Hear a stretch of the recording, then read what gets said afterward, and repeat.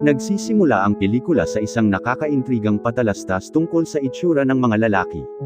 Sinabi ng tagapagsalaysay na ang ilang mga lalaki ay may magagandang mata, magandang hugis na mga panga at payat na pangangatawan.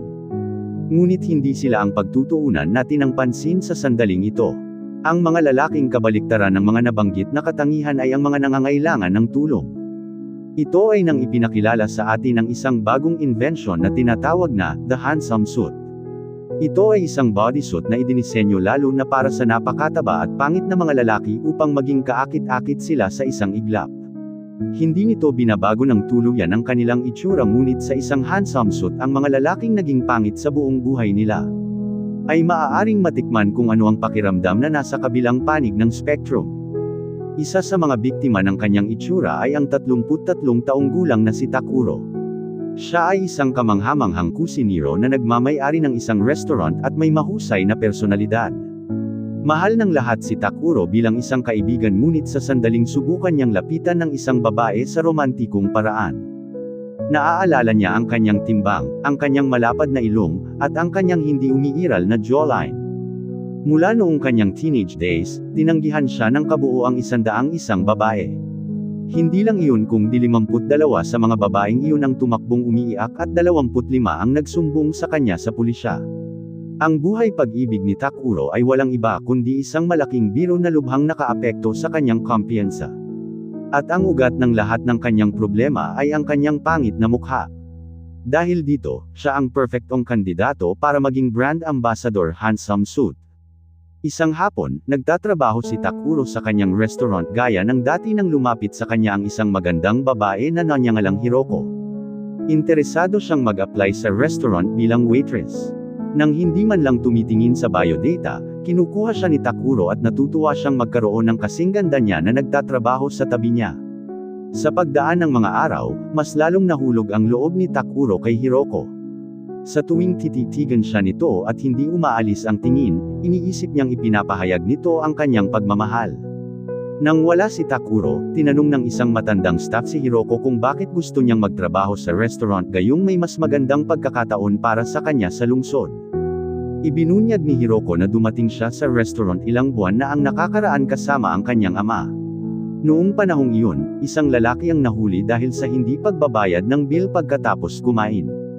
Ngunit sa halip na magalit sa lalaki, tinanong siya ni Takuro para sa kanyang mga dahilan at pinahintulutan siyang magbayad anumang oras sa hinaharap. Naantig ang puso ni Hiroko sa kanyang kabaitan, kaya naman gusto nitong magtrabaho sa restaurant. Matapos pakinggan ang kwento, naniniwala ang matandang lalaki na sa wakas ay tinamaan si Takuro ng isang babae. Sa ibang lugar, pinuntahan ni Takuro ang kanyang mga kaibigan na sinalaysay at todo tinanong sila kung pangit ba siya. Hindi sila nag-iisip bago patunayan na isa siya sa mga pinakapangit na lalaki na kilala nila. Gayunpaman, hinihiling nila sa kanya na huwag hayaang maging sagabal ang kanyang kapangitan at aminin kung mayroon siyang nararamdaman para sa isang tao. Gayunpaman, sa pag-aalala, pumunta si Takuro sa isang park na mga bata at nanatili doon ng mahabang panahon. Tapos, nilapitan siya ng tindero handsome suit. Iminungkahi niya kay Takuro na maging brand ambassador para sa produkto, ngunit tumanggi si Takuro na ipakita ang kanyang kapangitan. Kinabukasan sa tanghalian, ginawa ni Takuro ang paboritong ulam ni Hiroko. Siya ay tinatangay ng hangin sa lasa at ipinahayag kung gaano niya ito kamahal ang pagkain. Ngunit iniisip ng isang walang muwang na si Takuro na ipinagtapat niya ang kanyang pagmamahal sa kanya. Nang paulit-ulit niyang sinasabi na in love siya, sinasagot din niya na in love siya sa kanya. Hinihintay niya itong umalis para umiyak, ngunit nagulat siya at tanungin siya nito kung ano ang gusto niya sa kanya. Nagulat, nagawa ni Takuro na sabihin na siya ay perpekto sa lahat ng aspeto, ang kanyang mga mata, earlobes, ang kanyang buhok, at maging ang kanyang mga pores ay perpekto. Ang sagot ay nagpapaniwala kay Hiroko na mahal lang siya nito dahil sa hitsura nito, na hindi naman ito ang uri ng pagmamahal na gusto niyang matanggap mula sa isang lalaki. Nawalan na ng pag-asa si Takuro ngayong 102 beses na siyang tinanggihan. Kinabukasan, pumunta siya sa tindahan ng damit na handsome suit at nakilala ang manager. Sa una, siya ay nag-aalinlangan dahil ang mga suit ay mukhang mga penguin. Gusto niyang umalis ngunit paulit-ulit na sinasabi sa kanya ng manager at ng mayari na ito ang magpapabago sa kanyang buhay. Sa kalaunan, huminto si Takuro sa pakikipagtalo at pumayag na subukan sila. Ito ay nang mangyari ang magic at lumabas si Takuro bilang isang guwapong binata, na may matipunong mga braso, at isang matulis na mukha. Nakikita niya ang isang jawline sa kanyang sarili sa unang pagkakataon at natigilan ito. Patuloy niyang sinusubukan ang lahat ng iba pang mga suit at nagbabago sa maraming iba't ibang guwapong lalaki. Pagkatapos ng maraming pagsesa alang-alang, pinipili niya ang pinakagusto niya at binili ito. Sinabi rin sa kanya ng manager ang tungkol sa special na sound button sa kanyang lalamunan na nagpabago sa kanyang boses. Sinaliksik ni Takuro ang kanyang mga opsyon at pinili ang pinakamalalim at pinakasexing boses. Sa wakas, pinangalanan niya ang kanyang sarili na Hakariyama dahil mas kaakit-akit ito kaysa sa kanyang aktwal na pangalan. Bago umalis, binalaan siya na lumayo sa mainit na tubig habang suot ang suit at panatilihing sekreto ang suit. Sa unang oras ng pagiging gwapo, nakaranas si Takuro ng magandang pribilegyo. Nakangiti na ngayon sa kanya ang babaeng kanina ay masama ang tingin sa kanya sa boss. Maraming mga teenager na babae ang nagkakagusto sa kanya. Ang waitress ay naghahain sa kanya ng walang limitasyong mga refill at ang mga babae sa mga lansangan ay mas mabait sa kanya sa pangkalahatan. Nakasalubong pa ni Takuro ang isang modelang manager na gustong magmodelo siya para sa kanyang kumpanya. Kinabukasan, si Takuro ay nasa kanyang karaniwang pangit na anyo nang pumasok sa restaurant ang isang babaeng nagngangalang Moto. Dumating siya para magtanong tungkol sa trabaho bilang waitress. Pagkaalis ni Hiroko, nabakante ang posisyon ngunit ayaw ng mga customer na palitan ni Moto ang kasingganda ni Hiroko. Nagprotesta si Takuro at kinukuha siya, na sinasabi na ang hitsura ay hindi mahalaga pagdating sa paghahain. Maging si Moto ay nagulat dahil kahit kailan ay hindi siya natrato ng kabaitang ipinapakita sa kanya ni Takuro. Sa mga susunod na araw, nakuha niya ang puso ng lahat sa kanyang pagsusumikap. Ngunit tulad ni Takuro, nakikita siyang palakaibigan at hindi kaakit-akit. Kapag magkasama siya na Takuro at Moto, madalas siya nitong nililigawan ngunit binibiro lang siya ni Takuro. Nagsimula ring magkagusto si Takuro sa kanya ngunit sa tingin niya ay purong pagkakaibigan lang ito. Pagkatapos, makalipas ang isang linggo, pumunta siya sa modeling agency at nakilala ang manager. Bagamat first gig niya ito at halos hindi siya makapag-post, pinupuri siya ng lahat. Gaano man kasama, ang kanyang mukha ay nagbibigay sa kanya ng isang mas mahusay na modelo kaysa sa iba. Pagkatapos ng shoot, nakilala niya ang isang supermodel na nagngangalang Raika. Sa palagay niya ay napakauto-uto niya para makasama siya sa industriya at sinibak siya sa unang araw. Ngunit nagtagumpay si Takuro na makuha ang kanyang loob dahil sa kanyang personalidad. Sa unang pagkakataon sa kanyang buhay, nakaramdam si Raika ng pagka-attract sa isang tao. Niyaya pa niya itong maghapunan sa kanyang bahay kasama ang kanyang mga kaibigan. Sa gabi, pumunta siya sa kanyang lugar at natuklasan na ang kanyang mga kaibigan ay walang iba kundi ang kanyang matalik na kaibigan na sina Hisao at Todo. Ginulingan ang kanyang sarili at pinahanga niya sila sa kanyang husay sa pagluluto. Ngayong gwapo na siya, higit na pinupuri ang kanyang mga talento kaysa karaniwan. Sa buong gabi, maraming beses na hinahawakan ni Takuro ang kanyang maskara. Una nang nagbago ang kanyang boses at pagkatapos ay nang inihambing siya ni Todo sa kanyang mas matabang katawan. Gayunpaman, nagawa niyang itago ang kanyang sikreto at umuwi. Pagod na siya matapos magpanggap na ibang tao at gustong magluto gaya ng dati. Nasa restaurant din si Moto para tulungan siyang maghanda para sa susunod na araw. Gumawa siya ng pampainit ng palso para sa kanya at pinatugtog ang kanyang paboritong kanta. Pinahahalagahan ni Takuro ang kanyang pagiging maalalahanin.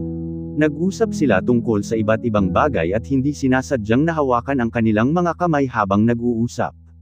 Nagdulot ito ng kakaibang pakiramdam sa puso nilang dalawa. Hindi nila alam kung ano ang gagawin dito at nagpasya na huwag pansinan ito sa halip. Sa sumunod na montage, nakita natin si Takuro na nakikilahok sa ilang mga model ang D.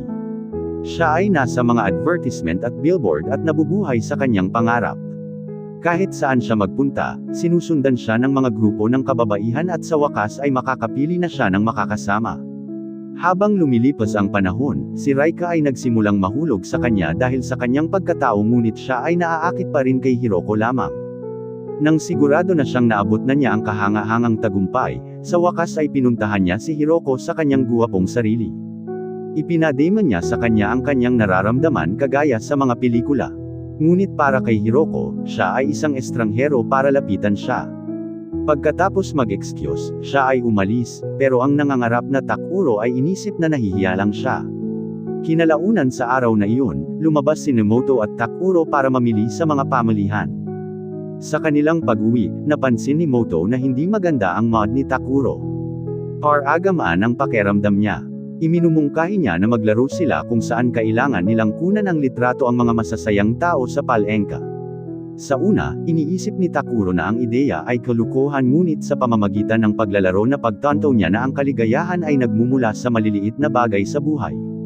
Kinunan din siya ng litrato ni Moto habang kumakain ng ice cream para ipakita sa kanya kung gaano siya kasaya. Nang hindi na mamalayan ni Takuro, nagsimula na siyang magustuhan ni Moto. Sa gabi, hindi niya ito maalis sa kanyang ulo at natutulog habang tinitingnan ng mga larawang kuha nila sa palengka. Nang sumunod na araw pagkatapos ng shoot, nagkaroon ng oras si Takuro at Reika kung saan siya ay sumandal upang halikan siya. Bagamat hindi siya naaakit sa kanya, ayaw niyang palampasin ang pagkakataong mahalikan ang isang babae sa unang pagkakataon. Nag-makeout sila pero naisip ni Takuro na hinahalikan niya si Moto. Nang uminit ang mga bagay-bagay, hindi siya komportable at pinipigilan niya ito para makahinga. Gusto daw niyang maligo bago magmahalan at pumunta sa banyo. Nakalimutan ni Takuro na hindi siya maaaring mabasa ng mainit na tubig. Dahil sa simpleng pagkakamali, natanggal ang shoot sa kanyang katawan at namiss niya ang pagkakataong makipagmahalan sa isang supermodel. Palihim siyang lumabas ng banyo at tumakbo palayo bago pa siya nito makita. Kinaumagahan, nagkita ulit sila sa studio at galit na galit si Reika. Hindi pa siya nagkaroon ng lalaking tumanggi sa kanya kaya lalo niya siyang nagustuhan. Para makaalis sa sitwasyon, sinabi ni Takuro na gusto niyang mabagal ang kanilang relasyon. Nang maglaon, ibinunyag ng manager na inimbitahan si Takuro na lumakad sa taon ng fashion show na inorganisa ng isang sikat na brand. Ang palabas ay magbubukas sa kanyang ng ilang mga oportunidad, kaya, mahalaga na siya ay maging mahusay.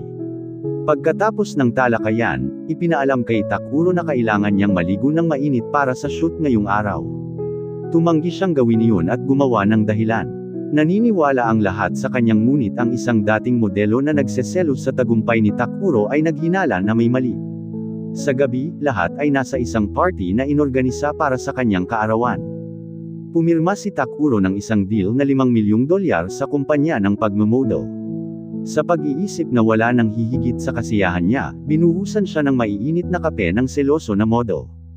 Sa kabutihang palad para kay Takuro, namatay ang mga ilaw sa sandaling iyon at nagawa niyang tumakas ng hindi nakikita. Sa kanyang pagbabalik, ang shoot ay natanggal at ganap na nasira. Direkta siyang pumunta sa showroom at humingi ng bagong shoot sa tindero. Pagkatapos, ipinakilala sa kanya ang permanenteng handsome shoot na ganap siyang magiging isang guwapong modelo. Gayunpaman, may kaakibat itong presyo at kailangan niyang mawala ng buo ang kanyang dating pagkakakilanlan. Pinag-isipan niya ito at nagpa siyang bilhin ang shoot. Sa pag-uwi, aksidente niyang nabangga ang isang babae at napagbintangan na nangangapa. Dahil lang sa kanyang hitsura, inaakala ng mga tao na siya ay isang pervert. Dinala pa siya sa impilan ng pulisya at kailangan piyansahan ng kanyang mga katrabaho. Sa pag-uwi, sinabi sa kanyang ni Moto na alam niya na siya ay maling inakusahan dahil siya ang taong hindi kayang magpahirap sa isang babae. Sa wakas ay naghanda na si Takuro na sabihin sa kanya ang buong katotohanan, ngunit siya ay umalis. Pagkaraan ng ilang sandali, bumalik si Hiroko sa restaurant at nagtanong kung maaari niya itong makausap sandali. Pumunta sila sa isang parke kung saan ibinunyag niya na labis siyang natawa noong una niyang ihayag na mahal niya siya. Iniisip ni Takuro na pinagtatawanan niya siya at hiniling na umalis na lang siya. Hindi nagbunga ang kanyang pagbabalik sa ibang katauhan at ang kanyang mga pagsisikap ay nawalan ng silbi. Sa sobrang galit, isinuot niya ang permanenteng suit at nagpa siya nakalimutan ang kanyang dating buhay. Ang susunod na araw ay ang araw ng fashion show. Ito ang pinakamalaking pagkakataon para kay Takuro, ngunit ang Tanjin na iisip niya ay si Moto. Sa ibang lugar, naaksidente si Moto nang mabangga siya ng motor sa kalsada. Nang ipaalam ito kay Takuro ay nabigla siya. Bago pa siya makapag-react, itinulak na siya sa stage pero ayaw niyang maglakad. Sa wakas ay napagtanto niya na hindi niya gusto ang buhay na ito. Siya ang pinakamasaya noong kasama niya si Moto sa palengka. Umalis siya mula sa palabas at tumakbo sa backroom. Gayunpaman, nakalimutan niyang permanente na ang suit na suot niya. Bilang huling pagtatangka upang bumalik sa kanyang mas mataba na sarili, pinutol niya ang kanyang balat. Sa kabutihang palad, gumana ang plano at nakita siya ng manager kung ano siya. Sa sumunod na eksena, dumating si Takuro sa hospital at nalaman na ang biker ang nasaktan at hindi si Moto. Nakahinga siya ng maluwag nang makita siyang mabuti. Pumunta sila upang mag-usap sa isang prividong lugar kung saan ipinagtapat sa kanyang Moto ang pinakamalaking sorpresa sa kanyang buhay. Binuksan ni Moto ang kanyang matabang suit at inihayag na siya talaga si Hiroko. Sawa na siya sa mga taong nagkakagusto sa kanya dahil sa hitsura niya kaya naman gusto niya itong subukan. Humingi siya ng paumanhin sa pagsisinungaling sa kanya at sa wakas ay nagkasama ang dalawa. Subscribe na para sa marami pang mga videos na kagaya nito. Paki-like na rin ang video. And as always, thank you for watching.